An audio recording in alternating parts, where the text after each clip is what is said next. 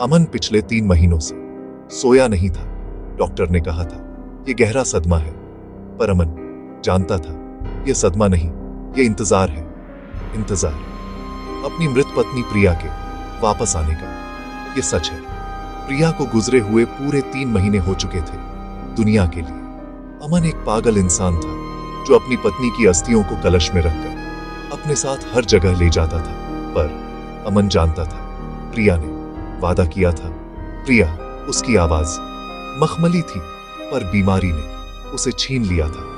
उन दोनों को मिले हुए 5 साल हो गए थे, लेकिन आखिरी साल में प्रिया की आवाज लगभग खत्म हो चुकी थी।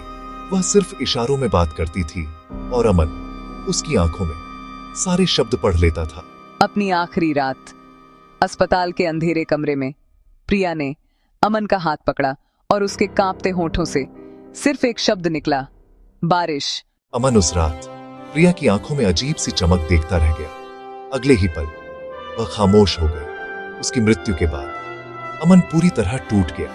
उसका मन करता कि वह प्रिया को आवाज दे, उससे एक बार फिर वही पुराना गीत गाने को कहे। उसे याद है प्रिया हमेशा कहती थी, मेरी आवाज भले ही धीमी हो जाए, पर हमारी धुन कभी नहीं रुकेगी। एक दिन जब वह प्रिया के पुराने सामानों को समेट रहा था, अलमारी के सबसे निचले दराज में कपड़ों के नीचे उसे एक पुराना रद्दी सा वॉकमैन मिला।